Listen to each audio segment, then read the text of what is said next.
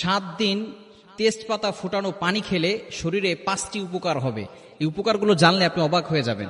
আজকে গুগলে গিয়ে সার্চ করবেন। আমাকে একজন ডক্টর বলেছিলেন, তার সাথে আমার কথা হয়েছিল, আমার গলার সমস্যার কারণে তার কাছে আমি গিয়েছিলাম। তিনি আমাকে বলেছেন যে হুজুর, বিশেষ করে যেহেতু ওয়াজের ময়দানে গেলে আমাদের অনেক সময় অনেক কথা বলতে হয়, তখন তিনি আমাকে বলেছেন যে এই তেজপাতাটা চায়ের সাথে খেলে আপনার গলার যে সমস্যাগুলো আছে এগুলো দূর হবে।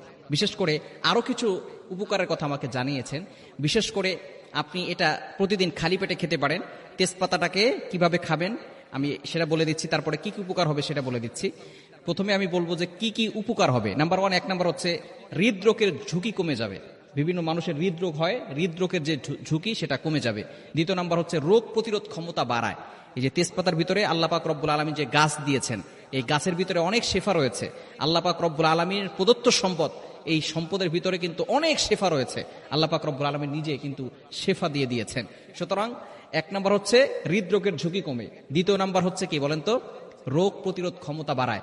তৃতীয় নাম্বার হচ্ছে ক্যান্সার দূর করতে ভীষণ উপকারী হয়।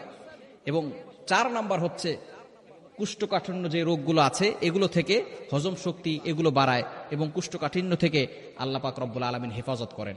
এবং সবচেয়ে গুরুত্বপূর্ণ যেটা, সেটা হচ্ছে ওজন কমাতে সাহায্য করে। আমরা অনেকে ওজন কমাতে চাই, অনেকে ডায়েট করছে, এখন বিভিন্ন ধরনের ডায়েট করছি, তো ওজন কমাতে এটা সাহায্য করে। এই জন্য অবশ্যই কিভাবে খাবেন, আপনি প্রতিদিন 2 গ্লাস পানি দিবেন, সেখানে কয়েকটা তেজপাতা দিবেন, এরপর ওইটাকে জাল দিবেন। জাল দেওয়ার পরে 2 গ্লাস পানিটাকে আপনি 1 গ্লাস যদি করে নিতে পারেন এবং ওইটাকে একটু ঠান্ডা করে যদি খেতে পারেন খালি পেটে, সকালে একবার খাবেন, রাতে একবার খাবেন খালি পেটে, ইনশাআল্লাহ দেখবেন আপনাকে আল্লাহ পাক রব্বুল আলামিন বিভিন্ন ধরনের রোগ থেকে হেফাজত করবেন। এই যে রোগ দেওয়ার মালিক কিন্তু আল্লাহ। আমরা অনেক সময় অসুস্থ হয়ে গেলে আমরা আল্লাহর উপর অভিযোগ করে ফেলি। সুস্থতাও আল্লাহ তাআলার নিয়ামত, অসুস্থতাও আল্লাহ তাআলার নিয়ামত। আমরা অসুস্থ হয়ে গেলে হতাশ হব না, আল্লাহর উপরে ভরসা রাখবো। আল্লাহ পাক রব্বুল আলামিন অসুস্থতা দেন কেন জানেন?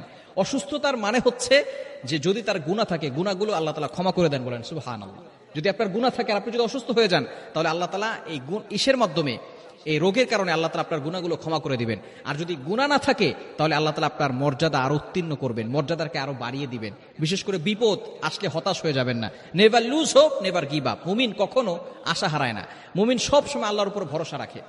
অনেক অসুস্থ হয়ে গিয়েছেন আইয়ুব আলাইহিস সালাম, কিন্তু কখনো আল্লাহর কাছে অভিযোগ করেন না। তিনি 18 বছর ধরে অসুস্থ ছিলেন।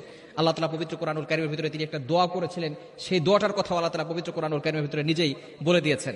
আপনি পবিত্র কোরআনুল কারীম খুলেন 17 নম্বর পারার 8 নম্বর পৃষ্ঠার 2-3 নম্বর লাইনগুলোতে, সূরাতুল আম্বিয়ার 83 নম্বর আয়াতে খুবই চমৎকার একটি দোয়া আইয়ুব আলাইহিস সালাম করেছিলেন। তিনি হতাশ হন নাই, তিনি আল্লাহকে অভিযোগ করেন, আল্লাহ আমি অসুস্থ হয়ে গিয়েছি, আমাকে তুমি সুস্থতার নিয়ামত দান করো। তিনি এটাও বলেন নাই, তিনি শুধু বলেছেন রব্বি